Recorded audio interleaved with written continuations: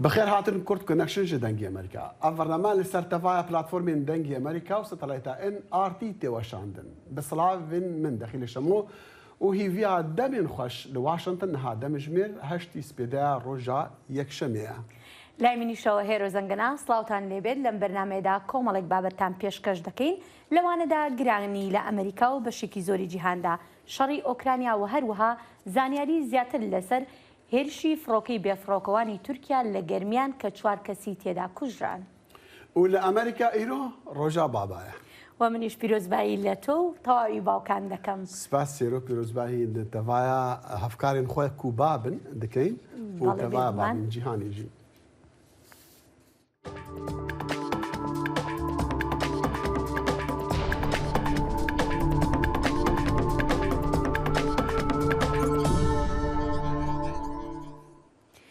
ئەمڕۆ لە ویلایەتە یەکگرتووەکانی ئەمریکا یادی جۆنیتێنتە ڕۆژی پشووی فەرمیە و یادی ئەو ڕۆژەیە کە بە فەرمی لە وڵاتە یەکگرتووەکانی ئەمریکا کۆتایی بە کۆیلایەتی ڕەشپێستەکان هاتووە. مێژونووسان دەڵێن لە نۆزەی مانگی 6 ساڵی 1965 لە گالفینستی تێکساس فەرماندەی هێزەکانی یەکگرتووی ئەمریکا گۆردن گرانگەر و لەشکرەکەی ئەمریکاییە کۆیلەکراوەکانیان ئاگادار کردەوە کە ئەوان لە کۆیلایەتی ئازاد کراون. ئەمەش پاش ئەوەی جارنامەی ڕزگاری لەلایەن سەرۆکی ئیبراهیم لینکن 2 ساڵ پێش ئەوە لە یەکی مانگی یەکی ساڵی 1963 مۆرکرابوو. لە میانەی چالاکیەکی ڕۆژی شەمە لە ئاشتن ڤێڵا بارەگای پێشووی سوپای کۆنفیدرالی لە گاڤستن بەشداربووان ستایشی هەوڵەکانی نوێنەری پێشووی ویلایەتەکە لە کۆنگرێس ئاڵ ئێدواردیان کرد بۆ هەوڵەکانی لە ساڵی 1970 تا ئەو ڕۆژە بکرێتە ڕۆژی پشووی فەرمی لە ئەمریکا. لە مانگی 6 ساڵی 2021 ئەنجومەنی نوێنەرانی ئەمریکا بە کۆی دەنگ بڕیاری کردنی ئەو ڕۆژەیان بە پشووی فەرمی مۆر کردو لە حەڤدەی مانگی 6 ساڵی ڕابردوو سەرۆک بایدن مۆری کردو بوو بە یاسا. و دەماکو هەوڵ دایژ بسکلێتێ خوا پیا ببە دۆشەمبێ لە پارکە گێب هەڵنپن لە نێزیک ماڵەخوا یا دەریایە لە ویلایەتە دەلەوێر سەرۆک جۆ بایدن کەت لێ هەرزوو ئەو ڕابوو و گوت ئەس باشم. پشتی نوبەدارێن تایبەت ڕاهێژاینوی هەتاڕا بە سەرخوا سەرۆکی گوت ئەس باشم وی گوت ژی تلێن پێ من زێدە گەرم بوونە. بایدن یە هەفتێ و نە ساڵی و خانمایەکی لێگەڕا ژ گەڕا سواربوونا پسکلێتان ڤەگەڕیابوون لێوی بڕیاردا دناو ڕێزێن خەڵکێڕە دەرباز بە و دەما ژ پسکلێت پیا بووی ئەو هەلنگفت. دپێڕا و بە ئالیکاریان و بەداران وی خۆدا سەرخوا و سەرهەف و چەند دەقیقەیان بە خەڵکێڕە ئاخفت لێ ڕەخێ ڕێ تەماشای وی دیکردن. دەداخویانیەک نویسکی دا کۆش کاسپی گوت سەرۆک باشە و ڕۆژە بێهنڤەدانێ بە ماڵباتە خۆڕا دەرباز کرد. کاربەدەستانی تەندروستی ئەمریکا ڤاکسینی کۆڤید-19یان بۆ منداڵانی ساوە و تەمەنی 5 ساڵ و کەمتر پەسەند کرد. دەرزیەکان لە هەفتەی داهاتوو لە بەردەست دەبن بە مەشهەڵمەتی کوتان لەو وڵاتەدا فراوانتر دەبێت کە هەتا ئێستا منداڵانی 6 ساڵ و سەروتر ڤاکسینی کۆڤیدیان وەرگرتووە. بەڵام لەمەودا منداڵانی تەمەن 6 مانگەوە دەتوانن ڤاکسین وەربگرێن. ڕاوێژکاری نێوەندەکانی ڕێگرتن و کۆنتڕۆڵکردنی نەخۆشیەکان ناسراو بە CDC پێشنیازی کوتانی منداڵانی دژ بە کۆڤید کرد و لە کۆتاییدا لەلایەن دکتۆر ڕۆشێل وێلێنسکی بەڕێوەبەری ئاژانسەکەەوە مۆرکرا. دکتۆر وێلێنسکی گوتی دەزانم هەموو دایک و باوکێک نیگەرانن جا ئێمە پێکەوە هەنگاوێکی گرنگمان هەڵنا لە شەڕەکەماندا دژ بە کۆڤید-19 ئەوەش بە مسۆگەرکردنی ڤاکسینی سەلامەت بۆ مناڵەکانمان. ژبەر شەڕێن لە جیهانی دەبن و بەتایبەتیژی شەڕێ لە ئۆکراین و هەروەسا پترژ 2 ساڵین کۆڤید-19 گرانی لە جیهانی پەیدا دەبە و بەتایبەتیژی بەهای نەفت و پانزین و ئەنەرژیە. ڕێکار حسێن vê پێداچۆنی دەکات. وەستانی چەند کاتژمێری لە گەرمایەکی بەرز بۆ وەرگرتنی بەنزینێکی گران. ئەمە دوایین کێشەیە کە هاوڵاتیانی هەرێمی کوردستان بەدەستیەوە گیرۆ دەبوون. بەڵام بارگرانی بەرزبوونەوەی نرخی بەنزین تەنها لەسەر هاوڵاتیانی هەرێمی کوردستان نییە. بە گوێرەی دوایین داتای ماڵپەڕی نرخی جیهانی نەوت، ئێران و سووریا و عێراق هێشتا لە نێوان 12 وڵاتدان کە نزمترین نرخی بەنزینیان هەیە. لە کاتێکدا هۆنگ کۆنگ و نەرویج و دانیمارک زۆرترین بەرزبوونەوەی نرخی بەنزینیان تۆمار کردووە. شەڕی رووسیا لە ئۆکرانیا و زۆربوونی خواستی جیهانی دوای کەمکردنەوەی ڕێوشوێنەکان دژی پەتای کۆڕۆنا بە هۆکاری سەرەکی بەرزبوونەوەی نرخەکان دادەندرێن. سەرۆکی ئەمریکا جۆ بایدن مانگی داهاتوو بڕیارە سەردانی سعودیا بکات. سەردانێک کە چاودێران دەڵێن لە ژێر گوشاری بەرزبوونەوەی نرخی بنزیندایە. سەردانەکە ڕخنەی زۆری بە دوای خۆی داهێناوە بەهۆی تێوەگلانی بەرپرسانی باڵای سعودیا لە کوشتنی ڕۆژنامەنووس جەمال خاشقچی. من ناچم بۆ ئەوەی کۆبوونەوە بکەم لەگەڵ محەممەد بن سلمان. من دەچم بۆ کۆبوونەوەی نێودوڵەتی کە ئەو بەشێکە تایدا. تەنانەت بەرزبوونەوەی نرخی بنزین لە هەندێک وڵاتدا بووەتە هۆی بایکۆتکردن و خۆپشاندان. ئەمەی دەیبینن بریتە لە ڕوبەڕووبوونەوەی خۆپشاندەرانی وڵاتی ئیکوادۆر لەگەڵ هێزەکانی پۆلیس دوای ئەوەی ناڕەزاییەکان دژ بە بەرزبوونەوەی نرخی خواردەمەنی و بنزین گرژیان تێکەوت.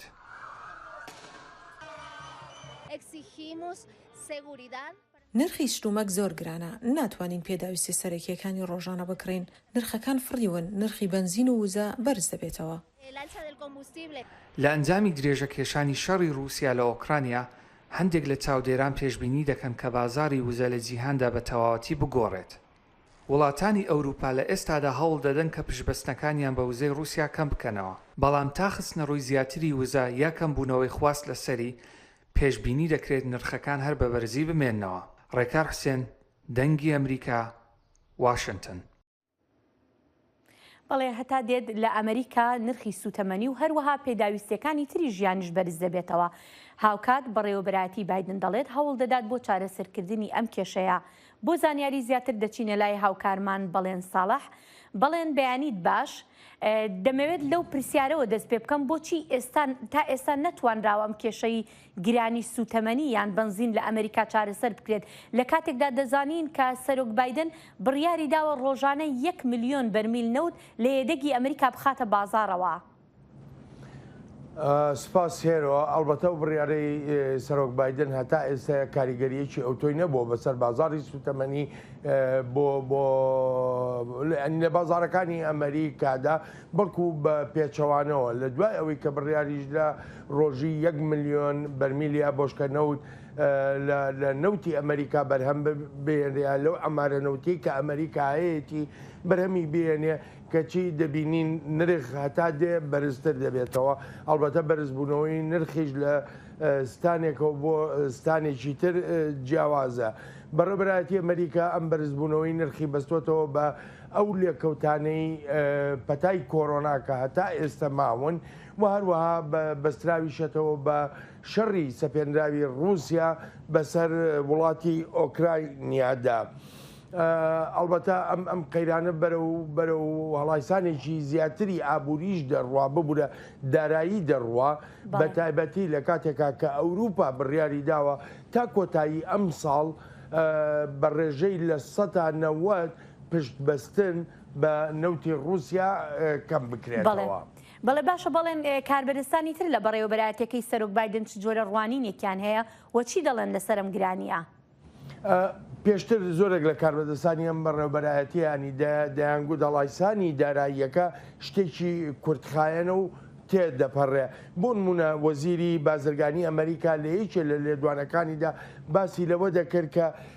زۆر ئەستەمە پێشبینی بکرێ کە شەڕی رووسیا بەسەر ئۆکراینیادا ئەم لێکەوتەیەی بەرزبوونەوەی نرخی سوتەمەنی لێ بکەوێتەوە بەم شێوەیە کە ئێستا هەیە. بە هەمان شێوە ئاماژەشی بە دۆسەی کۆڕۆنا کرد کە لێکەوتەکانی ئەو پەتایە هەتا ئێستا بەم شێوەیە کاریگەر بن. بەڵام بۆ نمونە وەزیری خەزێنەی ئەمریکا دادەنێت بەوەی کە ئەو مەزەندانەی پێشتر کردبوونی سەبارەت بە کاریگەریەکانوە بە ماوەی ئەم هەڵایسانە داراییە کە کورتخایەن دەبێ لە ئێستادا دام بەوە دادەنێ کە هەڵەی کردووە. ئەلبەتە ئەم هەڵایسانە داراییە وەکو وەزیری خەزێنەی ئەمریکاش دەڵێ کاریگەریەکی ئێجگار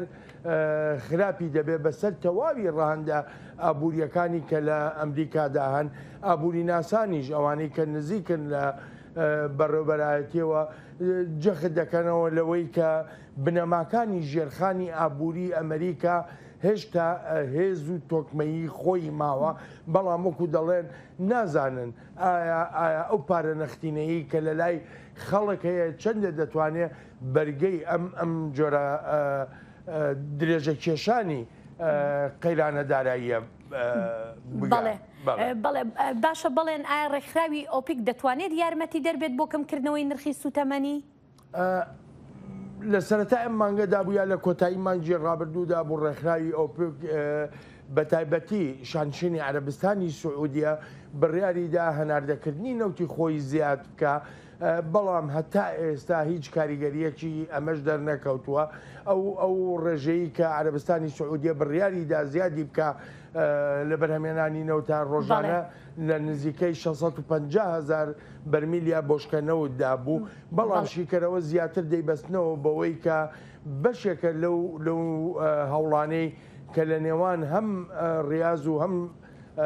ئەمریکادا هەیە بۆ باشترکردنەوەی پەیوەندیەکانیان بەڵێن دێمە سەر بابەتێکی تری جیاواز دەبینم بۆم هەفتەیە چاوی واشنگتن خەریکی بابەتی عێراقیت و ڕۆژی پێنجشەمەش بە ئیمێل چەند پرسیارێکت لە وەزارەتی دەرەوەی ئەمریکا کردووە لەسەر ڕەوشی عێراق وەزارەتی دەرەوە چی دەڵێت؟ ئەڵبەتە وەزارەتی دەرەوەی ئەمریکا هێرۆ بە گرنگجیەوە باز لە ڕەوشی عێراق دەکا من لە ئێستا دەتوانم تەنها ئەوەندە بڵێم دەڵێ درێژەدان بە بنبەستی گەیشتن بە پێکێنانی حکوومەت کاریگەری زۆر خراپی دەبێ بەسەر هەموو بوارەکانەوە لە عێراقدا لە ڕووی سیاسی لە ڕووی ئابووری لە ڕووی ژینگەی لە ڕووی پەروەردە لە ڕووی کللتوریشەوە و ئەمریکا جارێکی تر جەخت دەکاتەوە لەوەی کە پێویستە لە عێراقدا حکوومەتێک هەبێ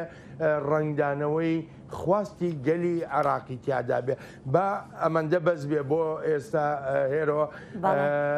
لە چاوی واشنگتنی ئەم هەفتەیەدا تەواوی زانیاریەکان باز دەکەین. بەڵێ بێگومان دەتوانین لە چاوی واشنگتندا ببینین. سپاس بەڵێن.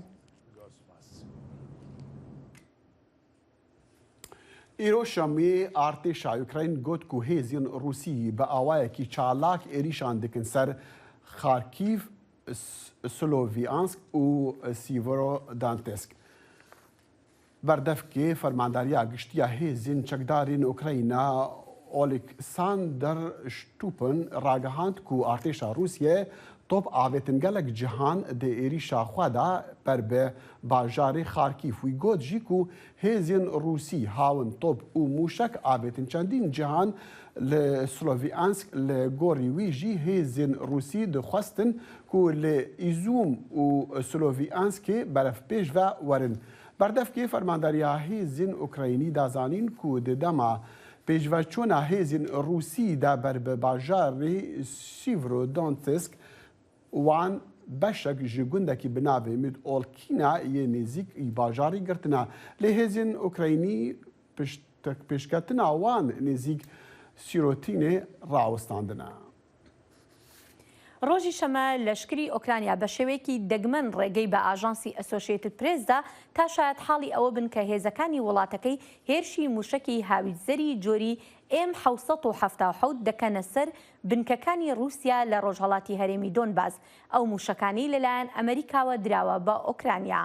ئەو چەکە قورسانەی کە لەلایەن ڕۆژئاواوە دابین کراون و ئۆکرانیا زۆر لە مێژە داوایان دەکات خەریکە دەگەنە هێڵەکانی پێشەوەی شەڕەکە. بەڵام بە گوێرەی کاربەدەستانی ئۆکرانیا هێشتا بەو بڕێن نییە کە پێویستە بۆ دەرکردنی هێزەکانی رووسیا لە وڵاتەکەیاندا. پارچەکانی تۆپخانە بەهێزەکانی یارمەتیدەرە بۆ سەربازانی ئۆکرانیا کە بە شێوەیەکی بەرچاو بتوانن وەڵامی ئەو هێرشانەی رووسیای پێ بدەنەوە کە بوون بە هۆی وێرانکردنی شار و گوندەکانیان. لە میانەی لێدوانێکیدا بۆ ئاژانسی دەنگوباسی ئەسۆشیێتد فەرماندەیەکی هێزەکانی ئۆکرانیا گوتی چەکە نوێیەکان ورەی سەربازەکانی بەرز کردوێتەوە. ئەو گوتی هاویتزەری M777 نوێترە و پێشکەوتوترە لە چاو ئەو چەکانی کە خۆیان پێشتر بەکاریان دەهێنا. دوشەمێ سەردانا هەرێما ئۆدێسادا سەرۆکی ئۆکراینی ڤڵادیمیر زەلەنسکی دا سەردانا نەخۆشخانەکی ژی کرد. زەلەنسکی بە نەخۆشان ڕا سوحبەت کردن ji بۆ خەباتکارن جی ئاخفتنە کورد و گۆت ژیک و ئەو گەلک ئەو قەت ناهێنەش بیرکردن زەلەنسکی گۆت جی ئەم هەموو سەربلندن کومانۆژدارین وەکی وە لە وڵاتی مە هەنا سەر و زەلەنسکی خەڵات دان ئەندام و کارمەندن نەخۆشخانەیەژی بەریک و هێن وێنایان لە دەرڤەی نەخۆشخانەی بکشینە. ڤڵادیمیر پوتین سەرۆکی رووسیا ڕۆژی شەمە سوپاسی پزیشکە سەربازەکانی رووسیای کرد کە لە ئۆکرانیا کار دەکەن. لە میانەی وتارێکی ڤیدیۆییدا لە سان پیتسبرگەوە لە دەمی مەراسیمیکردنەوەی نەخۆشخانەکانی رووسیا لە ناوچەکانی کە دەستی بەسەرداگرتووە، پوتین گوتی کاری تیمەکانی تەندروستی رووسیا ورەدانە و دان بەخۆداگرتنە و هاوسۆزی و قوربانیدانە. ئەوە کارانە نیشان دەدات لە کاتێکدا پەتای ڤایرۆسی کۆرۆنا بەردەوامە و ئەوان ئەم بەهایانەیان هەیە کاتێک هاوکاری هاوڵاتیان لە دۆنتێست و لۆهانسک دەکەن. و لە ئۆکراینە سەرباز ستانداردن ئالیکاریên destpêkiyên hawarçonî ku ji hêla Amerîka û NATO ve hatine pejirandin bi cih tînin di heman demî de bi xêra da dilxwazên xwebexşên Amerîkî wan dehan hezarkerestên alîkariyên pêşîn yên rizgarkirina jiyanê jî hene. Leşkerên hêza Ukraynî ji aliyê rahîner Irina Kostenko perwerde dibin li ser tektîka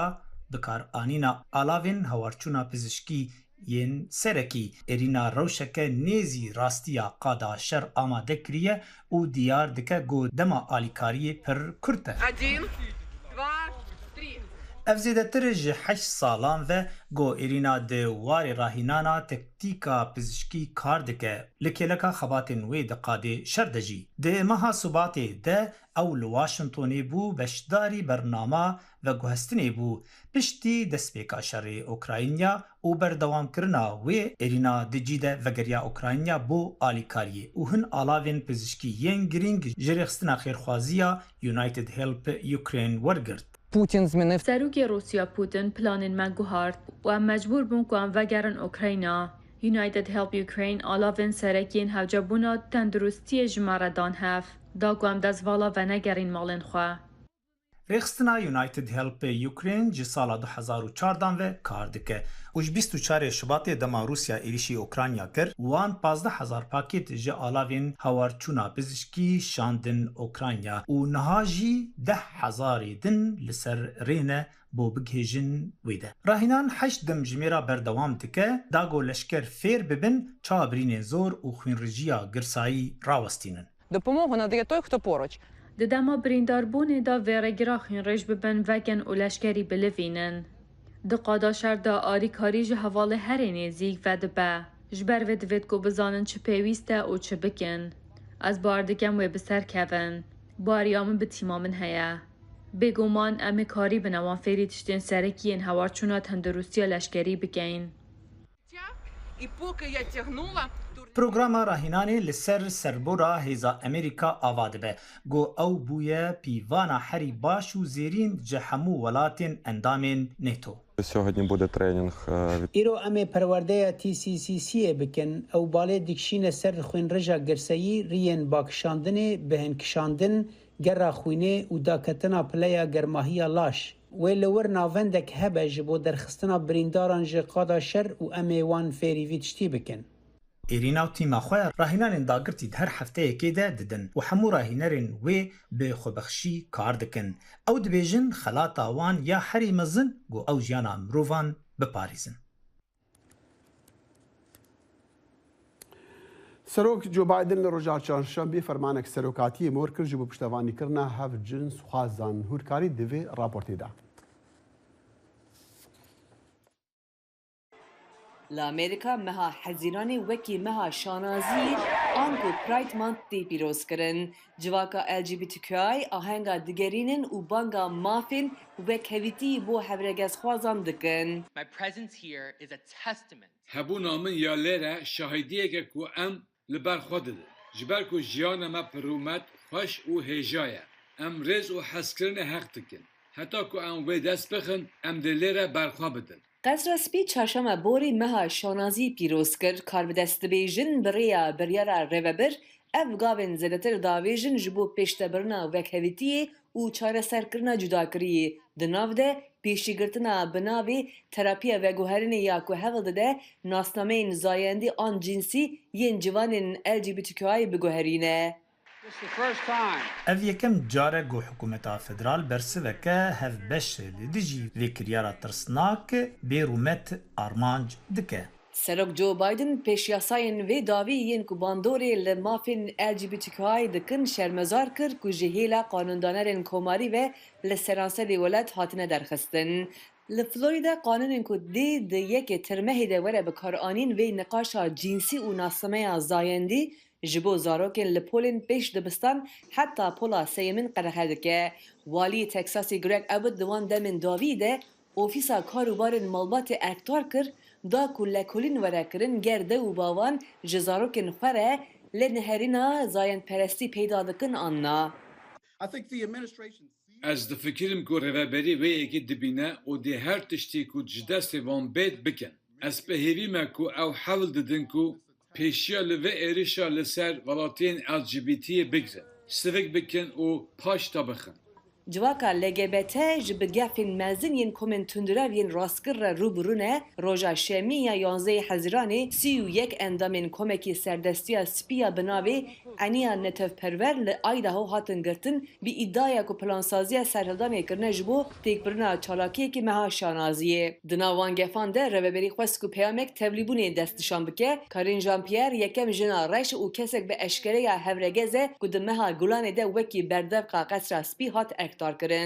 We work around the globe to protect. Em li seranserê cîhanê dixebitin ku kesên LGBTQI ji tundî û destirêjiyê, ji tawanbarkirinê, cudakirinê û armançkirinê biparêzin. û her wiha tevger û kesên LGBTQI yên herêmî bihêz bikin. Em vê yekê biriyên du alî û pir alî dikin.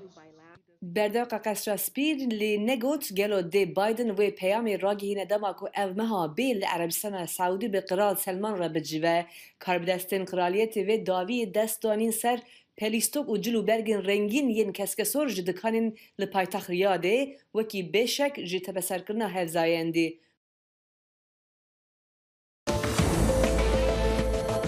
دەنگی ئەمریکا سەرچاوەی متمانە پێکراوی هەواڵ و زانیاری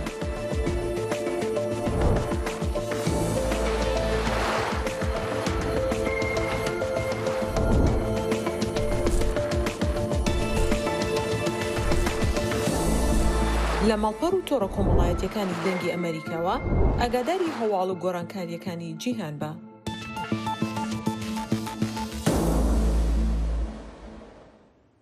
ڕۆژنامەوانێکی سووریایی و پەیامنێرێکی دەنگی ئەمریکا کە ناچار بوو بەهۆی بردومانەکانی شارەکەی خۆی لە شارەکەی خۆی هەڵبێت و ئێستا باز لە ئەزمموی خۆی دەکات لەو کەمپی پەنابەرانەی کە کردوێتی بە ماڵی خۆی. سیروان قچۆ ئەم راپۆرتی ئامادە کردووە.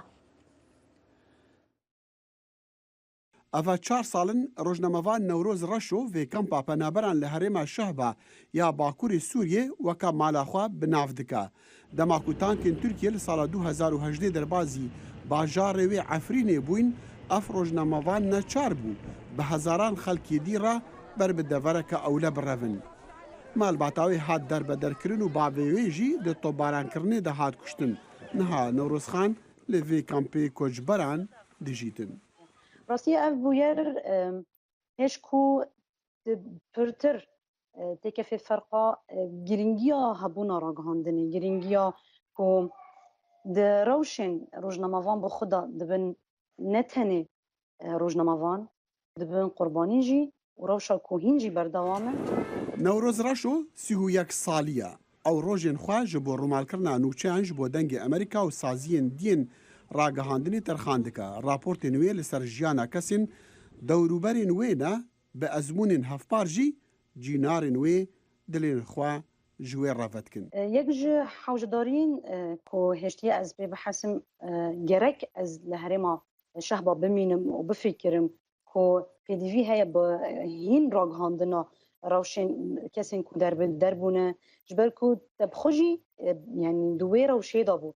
Çi qasî Newroz raport bike ew pitir bandora karê xwe li ser jiyana kesên dî dibîne. Di 2019 de wê li ser jiyana zilamekî di teqînekê de birîndar bûye û fêrî lêxistina defê bûye راپۆرتێک ئامادە کرد گاڤاکە سێندی چیرۆکاوی زەلامی بیستی ژوان ڕەبوو مەراق و هاندەر هەتاکو لە کەمپێ ji xelkê dî ra li defê bixe. Lê raportkirin weka kesekî ji cihwarên xwe derketî nebê pirsgirêka. Rojnamevanên mîna Newroz reşo gelek caran rastî zehmetiya bi destxistina pêtiviyên karî dibin. Ajansa Penaberan ya Netewênêgirtî dibêje gihiştina agehî û şiyanên peywendiyê bi cîhana derve re ji bo rojnamevanên bê cihwar li seranserî cîhanê giring e. I think that really there is nothing that speaks to the Ez difikirim ku bi rastî tiştek tuneye ku rastiya bingehîn a çîroka penaberiyê bihêztir ji dengê kesê ku wê çîrokê jiyaye û saxmaye ku wê bêje tuneye. Li seranserî cîhanê pitir ji 100 milyon kes bê cihwarin. Ajansa Penaberan dibêje di navwan de 5,000 li kempa şehbane ku Newroz reşo lê dijîtin. Peyvdarê ajansê Chris Boyan dibêje ajansa wî alîkarî û ewlehiyê ji wan kesan re berdest dikin û delîveya didin wan heta çîrokên xwe vegêrin. Newroz bûye dengê wan kesên ji ber şeran derbeder bûne û ji wê re bûne hander berdewamiyê bi karê xwe bide. Dexîle Şemo ji bo Sîrwan Qeço dengê Amerîka. û niha Newroz reşo rastexwe ji kempa şehbaya Penaberan bi mereya dem baş Newroz em dizanin karê rojnamegeriyê li her cihî bi zehmeta lê di kempekî Penaberan da û vebirî ji cîhanê bêguman gelkê wê zehmettir be. Tu dikarî çi bêjî li ser vê ji me re? Newroz dengê min tê?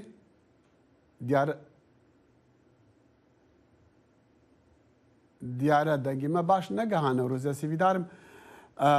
em behsê vî behsî bi Newrozê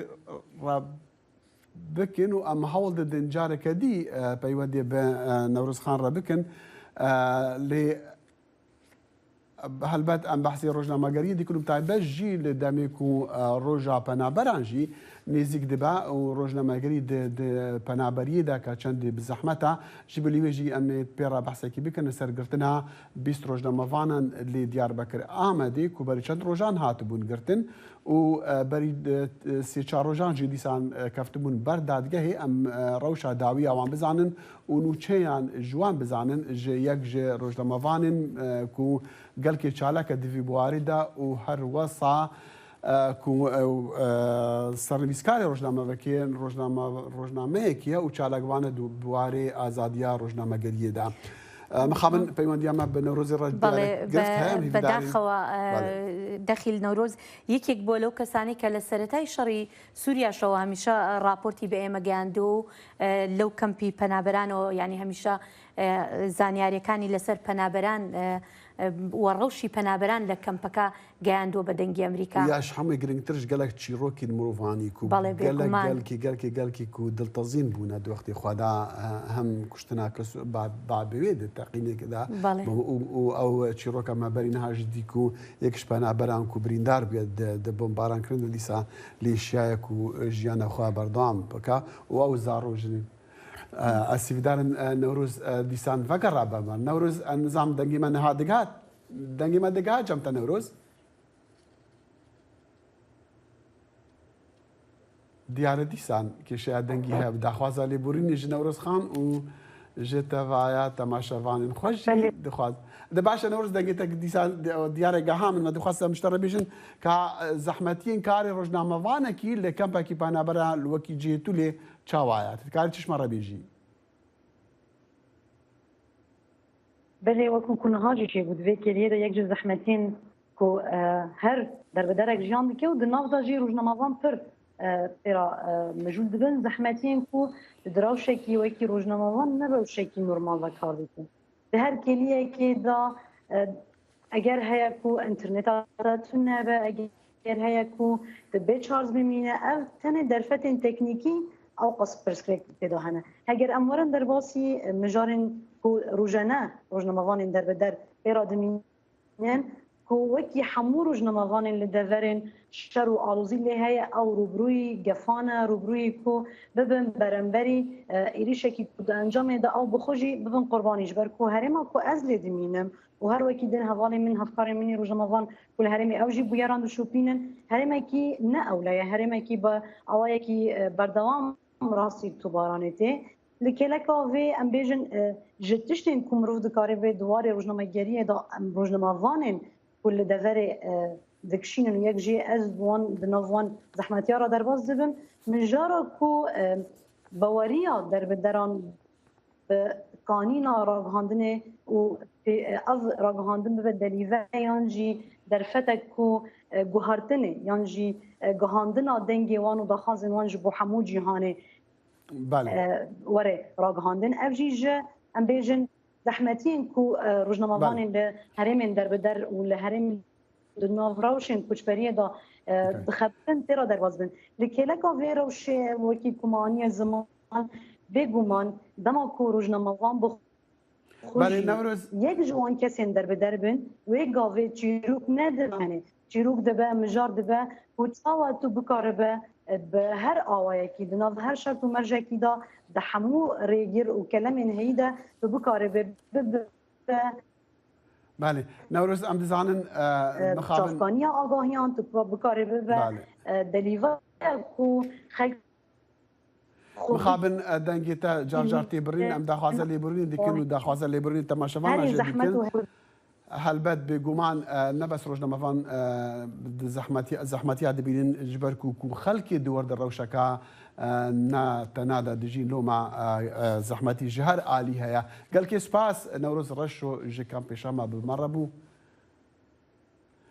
وبري چند روجان جي لديار بكر اما دي جماركا روزنامه‌وانا هاتن قرتن وهرزو جي او كاتن بيش دادگاهان اسیویدارم کو میوانک محیا جی ترکیه بحثی روشا وان روزنامه‌وانش مره بکا انظام اگر آماده به در هنرش مره بیشن جبو ام بچین بله بمره بریز قادر السن سرویسکاری روزنامه خوابون نها بمره یا دم باش که قادر یعنی بری چند روزان زانی و ما هلبت رومالوان پیامه جی کرکو نزیکی 20 روزنامه‌وان لجموع هاتن گرتن و زوزو کاتن بردادگاه هانجی ما هو دید ان کو رخصتنک يعني خو بشاندانک رخصش بو داخوازه مافنوان و آزاد کرنوان کرنها پیامین داوی جوی چنه بله دەستپێکی دەمەوە تەماشەوانێ وەژی خۆش ئەس سەرڕاستکردنێک بکەم ناوێ من قادرن ناوێ من قەدریە قەدری داخوازە لیبوری دیکن کا قەدری پرسێک نییە ڕاستە لە باکووری کوردستانê li Amedê navendawê Amed li çend bajaran dijî çapemeniya Kurd operasyoneke jêla serdozgerên Komara Amedê ve serdozgerê Komarê Amedê ve operasyoneke binçavkirinê pêk hat heştê haziranê de li Amedê ser sazî û dezgehên çapmenî de hate girtin ser malê rojnamegeran de hatine girtin pîş rojnameger bi giştî 22 kes vê operasyonê de hatine binçavkirin û piştî binçavkirina heşt rojan ji van hevalên rojnameger 16 jî hatine girtin û hevalên din jî hatine berdan wekû hûn jî dizanin li Bakurê Kurdistanê kar û barê rojnamegeriyê gelek zehmet şert û mercên zehmet da tê kirin lewre li Bakurê Kurdistanê şêla desthilata AKP û MHP ve derfetên rojnamegeriyê gelek hatine tengkirin têne astengkirin ji ber vê yekê jî karê rojnamegeriyê li virê zehmet têne kirin lê dava şert û mercan de jî em û hevalên xwe yên rojnameger hewl didin ku tiştê li Bakurê Kurdistanê li nava Kurdan diqewimiş ra giştî a cîhanê re ragînin ji ber vê yekê jî كاكي قادري يعني سدامين قرتنا وان من نزاني اللي بتني مج افسركي بوليس عم بهيس دما قوتي او اوبراسيون اللي دي جيوان سازي عم بوكو سرب باكيكينا اللي دادقاه شدي بيجا لسرتاوانا كل دي جيوان هاتي يعني في هاتي نقرتن بله بله نه ام بجن باوایکی فرمی و درباره داش هلا حکومت AKP MHP و دافانیه که هیچ نه هات داین ام بجن تو راه داره که حکومت دافانیه که رنگی نداره در اپراسیون وی رنگی ده و کوهجی دزانن راه دارن حکومت درتن پیشبری کامرا و درباره اپراسیون کو هاتیه لدار خستن دافانی ته داین دافانیه که فرمی ته داین نوارو که اپراسیون ته و گوتن کو اپراسیون بروی که پیکاتیه لیم خامه حتی نهاجی و درباره ده داخوانی که فرمیناتیه داین تنیج هلا چند وزیران و تایبتیج وزیر کار هندو سلیمان سویلو و داخوانین کو روزنامه‌گران هدف نشان دادن تنه داین سردوزگری جی تما کو حوالی مد لپرسین درباس کرد و کوجی نها دست نشان کرد کارو خبات روزنامه‌گری این کل باکوری کردستان شهر اف روزنامه‌گران هاتنه گرتن و تنه هاتنه پیشخستن و کو وجی نها گوت به اندامتیا رخصتنه به اندامتیا رخصتن گو به اندامتیا پکک سوشتار دکن برکو حوالی من کو نهات بنچاف کنو هات گرتن ج مدیا خبر اوستیک تی وی را خبرتن هم باشا روزا کردستان وارد هم جی نفر برنامه خو کو جور آمدت کن بوان نفرو که برنامه خو تنه سوشتار کرن او سازین کو او روزنامه وانتی کار دکن نها شوان او بردام من لسر وشان خو لسر خبات خو یان جراوسیان چکو جمارا ینگرتی گلکن بله بله نها 16 روزنامه‌گر هاتنه گرتن نه تنه ام بجن سازی هاتنه گرتن اف روزنامه‌گرین کو هاتنه گرتن گلک سازیان دخابتن تنه ج بوناکو جستیک تی وی او مدیا خبر را برنامه چه بکن به پرودکسیون چند پرودکسیون پی آریا او پلیرا دخابتین ناوروکان چت کرن او هر تلویزیون مناوان قاسک بری درباس کره برنامه خبرتين لسازي دزگهين کو روزنامه‌گر لید خبرتين و مثلا میناک نهال روزنامه ما خوابونه مدیر کاری من نویسا محمد علی ارتاش او هر واحد ادیتور روزنامه ما زین العابدین بلود و اپراسیون دات نگرتن ل کاری من روزنامه‌گری دومینه نه خوابون هجمار خوابه هفته جی درخست اوناجی امسر هجمار خو داوین کار خبرت تکن دیساج آژانس مزوپوتامیا هبون جنوسی اول من هاتن گرتن هبون جی خبرت خو دومینه نه دور سر پرودکسیون سر شرکت پرودکسیون دور پچا پلیسان آلوتری هیجی دومه هر سازی نهاتن والاکنش بروی که کارو خبرت کل هر سازیان تکرن هنک هاتیه استن کرن بله داخل یعنی خود برشت روزان و گوتو بو کو اون پیش بینی دکن کو اپراسیون وسا بدومینن چما بله خاصك بري وكم من دسبيك دجي دست نشان كر لباكوري كردستان شرط و مرجن روزنامه‌گری گلک هاتن زحمت کرن تنه اصلا کرن جلا دستلاتا کوولات ريف دبه و لوره پرانا چاپمنی کرن بن کنترل اخه سازو دزگه کود بن کنترل وانا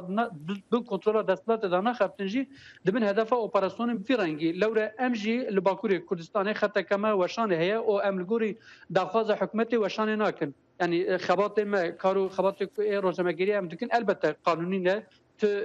دروای قانون هم خبات ناکن لوره تازه دزگه کو امنیت خباتن باجا خودت دستلاتا کو هم سوشتار دک اپراسیونال دجیم پیکنه ل رقمی وی کیجی جبر کو امدلی و وشان ناکن به اپراسیون کو اولدار دخره روبرو دمینن ام ترکاف حتی خو نکن جبر کو مجنها به واجی خبات خو روزنامه‌گری هر چقدر دجیم اپراسیون ام بکن جبر وی ام پیش بینن کو و اپراسیون بی رنگیل دجمه بنال دار قال كي سباس ودا خاز اللي بريد كل دسبيكا هافي فيني منافته بشاشتي جود قدري اسن صار مسكاري روزنامه خويبون قال كي سباس اسباس كم دم باش قوات تشور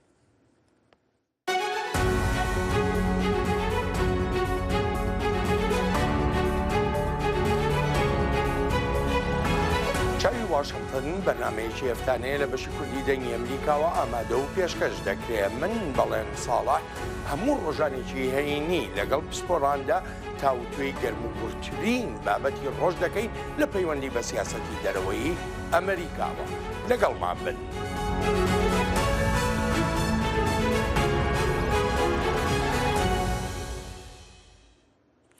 هزاران کەس لە نێوەندی لەندەن ڕۆژی شەمە خۆپشاندانیان ساز کرد بۆ ناڕزایی دەربڕین لەسەر بەرزبوونەوەی نرخی شتومەک لە وڵاتەکەدا. خەڵکێکی زۆر ڕژانە پایتەختی بەریتانیا بۆ بەشداریکردن لەو خۆپیشاندانەی کە تیایدا داوا لە حکوومەت دەکرا کاری زیاتر بکات بۆ یارمەتیدانی ئەو خەڵکی ڕوبەڕووی گرانیەکی زۆر بوونەتەوە کە خێرایی گرانێکە زیاترە لە ئاستی بەرزبوونەوەی موچەکانیان.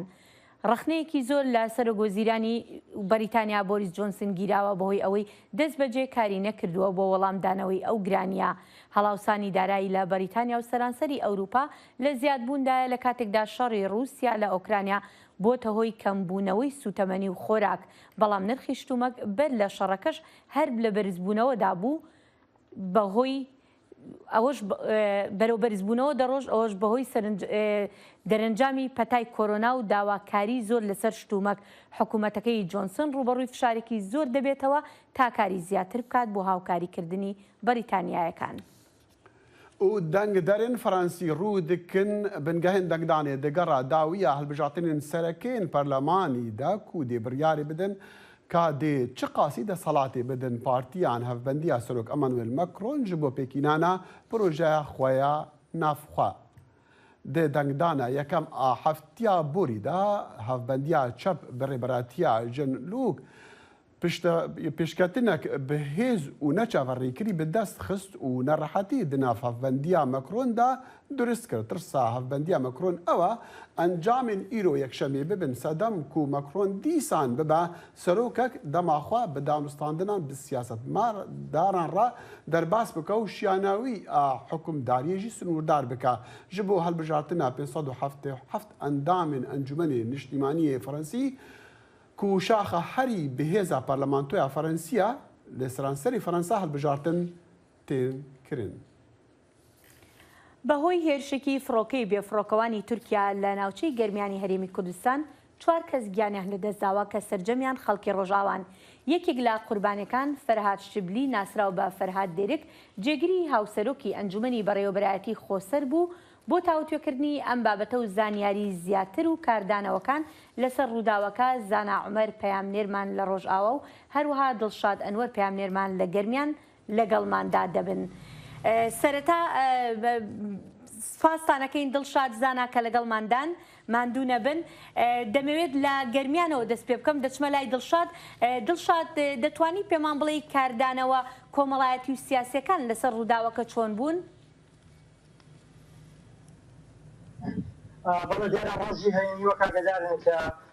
فڕۆکەیەکی بێفڕۆکەوان ئۆتۆمبیلێکی جۆری جێبلاری دۆی لە 2 کیلۆمەتر باکووری شاری کەلاری ناوەندی ئیدارەی گەرمیان کرد. ئەمان دواتر ئاشکرا بوو کە یەکێک لە قوربانیەکان فەرهاد دێرک جێگیری هاوسەرۆکی بەڕێوەبەرایەتی خۆسەرە. هەر دوا بە دوای ڕووداوەکە ڕۆژی دواتر بەڕێوەبەرایەتی خۆسەر ڕایگەیاند کە لە نێو قوربانیەکانە فەرهاد دێرکی تێدایە. دوا بە دوای ئەمە وەزارەتی بەرگری دەرەوەی عێراق کاردانەوەی نوانچی لەسەرەوەی گەرمیان وەچی لەسەرەوەی شنگال بەیاننامەی دەرکردەوەی ئیدانی سنوور بەزاندنی خاکی عێراقی کرد و دواتریش بەڕێوەبەرایەتی خۆسەر وێ ڕایدەربڕینی نیگەرانی داوای لە حکوومەتی عێراق و هەرێمی کوردستانیش کرد کە هەوڵستیان هەبێ بەرامبەر بە ئامانجکردنی فەرهاد دێرک و هاوڕێکانی لەلایەن فڕۆکە بێفڕۆکەوانەکانی تورکیاوە و دیارە دواتریش قوبات تاڵیبانی جێگیری سەرۆکی حکوومەتیش بە هەمان شێوە داوای کرد لە وڵاتانی دراوسێکە ڕێز لە خاکی عێراق بگرن و داوای لە عێراقیش کرد کە سنوورێک دابنرێ بۆ سنوور بەزانەکانی فڕۆکە بێفڕۆکەوانەکان و لەسەر ئاستی جەماوەریش هەر ڕۆژی دوای ڕووداوەکە چی لایەنگرانی تەبگەری ئازادی و چی خەڵکی گەرمیان بەشێک لە خەڵکی گەرمیان خۆپیشاندانیان ئەنجامدا چوونە بەردەم پزیشکی دادی گەرمیان کە تاو کاتە تەرمی قوربانیەکان هەرچوان قوربانیەکە لە پزیشکی دادی گەرمیان بوو و دواتر تەرمەکان گواستانەوە بۆ پزیشکی دادی سلێمانی وەلێوشەوە ئەمڕۆ جارێکی تر خەڵک لێ کۆبوویەوە و بەڕێوەبەرێک تەرمی قوربانیەکان بۆ کوردستانی سووریا گەڕێندان. دڵشاد با بزانین لە قامشتۆ چیوەدا زانە دەم باش لە قامشتۆ چ تێگوتن لەسەر وێ عێریشێ و لەسەر کوشتناوان کەسان و خەڵکی ڕۆژئافانە. دەم باش خوا رێڤەبەریە خۆسەر جی و هێزی سووریا دیموکراتیک جی داخویانی دان و دێدە گوتن ئەو عێریش هات شەرمەزارکردن و دۆز لە هەرێما کوردستانê و عێراقی هاتکردن و فشارê Tirkiye bikin û cîhanê jî bank li civaka navneteweyî jî hatiye kirin got fişarê Tirkiye bikin da ku van êrîşan rawestînin û ev êrîş weke êrîşekê li ser rêveberiya xweser û tunekirina Kurdan binav kir ji xwe îro termê Ferhad Dêrk ji herêma Kurdistanê derketî tê ber bi دەریە سینۆریە فیشخابوورێ گۆ دەرباسی دەریە سێمالکە عالیە هەرێمن ڕێڤەبەریا خۆسەر گەرەک ژنەها و هەنێک دەمێدن ئەو دەرباسی vê derê bû hinek hazirî û amadekarî hene dako dibe rê û resmin fermî ew bikin. Aliyekî din daxuyaniyeke ji hêzên Sûriya Demokratîk jî hebû got ew ê بەرسڤک ڕەوا وەک گوێگوت وێ بدە وێ ئێریشێ بەێ. بەڵێ دڵشاد ئەگەڕێمەوە لای تۆ باشە هیچ زانیاریەک لەسەر ئەوە دراوە کە لەو کاتەیە ئەمان چیان کردووە لەوێ لە گەرمیان؟ بەڵێ بە پێی و زانیارانەی کە ئێمە بەدادەچوومان بۆ کردووە پەرادێرک و هاوڕەکانی ڕۆژی پێشتر واتە ڕۆژی پێشەمە هاتوونەتە کەلار ڕۆژێک ماڵێتەوە و ڕۆژی دواتر لە کاتژمێرنەوە لە کەلار دەچوون دوای چەند خولەتێک لە دەچوونیان لە کەلار و بڕین تقریبا 2 کیلۆمەتر تێپەڕین لە کەلار لەلایەن فڕۆکانەوە کراونەتە ئاماژگارە زانیاری جۆرا و جۆر هەیە با بڵێن تەبگەری ئازادی باس لەوە ئەکەن کە پەرادێرێک بۆ سەردانی ئەو ئاوارانەی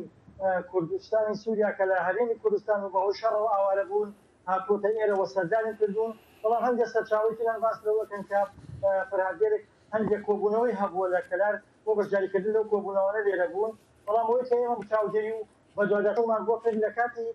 دەرچوونی پەرادێر کە لە شاری کەلار ڕێگەی کەلار سلێمانی داخرا بووە و خۆپشاندان هەبووە بەهۆی گرانی نرخی بنزینەوە بۆیە زۆربەی شۆفێرەکان پەنایان بردوۆتە بەر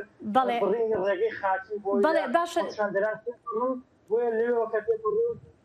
بەڵێ دڵشاد دەگوترێت کە چاودێری کرابوون پێشتر لەسەر ئەمە چی هەیە؟ بەڵێ من سەربارەت بە چاودێریکردنی پەرادێرک و ئۆتۆمبیلی کە پێێتی بەپێی ئەو زانیارانەی کە لای منە ئۆتۆمبیلی کە پەرادێرکی کەدا بۆ کە جێدێکی جۆری لاریدۆ بووە تازە بەکارهێنراوە واتەمان یەک لەم بەر ئەو ئۆتۆمبیلە کڕدراوە بەکارهێنراوە بۆ بەپێی زانیاریەکانی چی لە دەستگامیەکان چی لە تەبگەری ئازادی وە چی لە گونشینەکانیش کە ئێمە بە دواداچوومان کردو ڕۆژی پێشتر لە با بڵێن کاتژمێر 4 ئێوارەوە تا درنگانێکی شەو فڕۆکەی بێفڕۆکەوانی شکنەر یاخود درۆن بە ناوچەکەدا سوڕاوەتەوە و چاودێری ناوچەکەی کردووە بەڵام زانیاری نەبوو لەسەر هۆکاری سوڕانەوەی فڕۆکەکان بەو ناوچەیەدا تا ڕۆژی دواتر ئەو ئۆتۆمبیلە بە ئامانج کراوە دواتر دەرکەوتووە کە ئەوەی کە پێشتر چاودێری کراوە بە ئامانج کراوە فڕۆکان لێ بوون ئامانجەکەی چاودێریکردنی پەرادێرێک یاخود پەرادشغلی بووە. بەڵێ زانە مە دخواستم بزانین پەیامە گەهایەمەکو لێ زیندانە ڕقە ئالۆزی دەرکەتنە نزانم ئەحتا چەندی ئەو ڕاستە و چێ دەبە؟ بەێ ژخوا لە گۆری ئاگاهیەک هەبوو سعات سسیێ بەربانگی ئیرۆدە سترایک هەنێک ئاسیکردن هەندێ گردیگەها ڕقای دەبوو بۆ ئەو کردیگە گرتیان داعشێ تێدانە سێشێ دەردەستپێکی بەحسا وێ بویێرێکردن چاودێریا سووریا مافێ مرۆڤ گوت هەنێک هاتنە ڕەڤاندن دەرکەتن کاریبوون بڕەڤن ئەو گرتیانە هێزن سووریا دیموکراتیک داخوایانیک دا گۆن تکەس نەرەڤایی ژێدەرێکی ji بۆ dengê Amerîka tekez kir got hewleke revê hebû ew hewl têk çû û rê li ber hat girtin û tê kes nereviyayî paş rê hêzin Sûriya Demokratîk û hêzin ewlekariya hindirîn li derdora taxên êkirtîgehê bi taybetî li taxa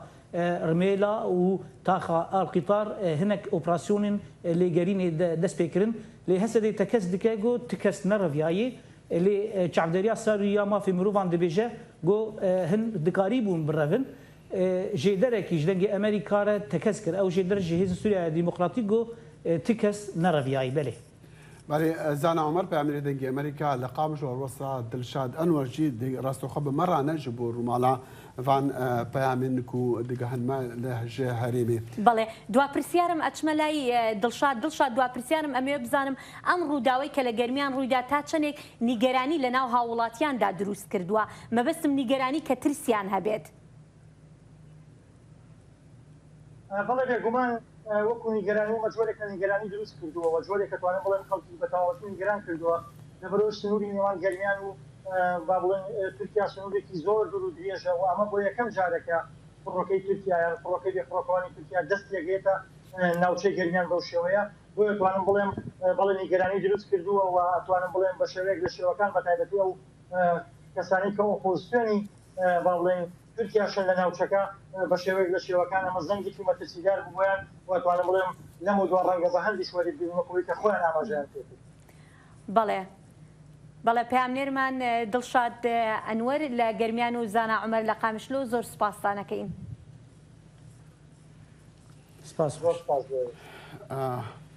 بەڵێ هێرۆ هەلبەتە ئامادەکاریش بۆ سباهی مە چەند راپۆرت هەنە ژاری ما کوردستانی لە دیسانجی سباهی ئەمێ بەحسێک یان چەند راپۆرتین تایبەت هەبتن لەسەر ڕۆژە پەنابەرین جیهانی هەلوێن. بەڵێ بێگومان لێرەشدا دێنە کۆتایی بەرنمەکەی ئەمڕۆمان تا کاتێکی تر بەجێتان دەهێڵین لەگەڵ سلاوی من هێرۆ زەنگەنە و هاوکارم دەخیلی شەمۆ دەتوانن بینەری ئەم بەرنمەیەمان بن لەسەر ماڵپەڕەکانی بەشی کوردی دەنگی ئەمریکا دەنگی ئەمریکا.com لەگەڵ دەنگی ئەمریکا.com. بەدوعا.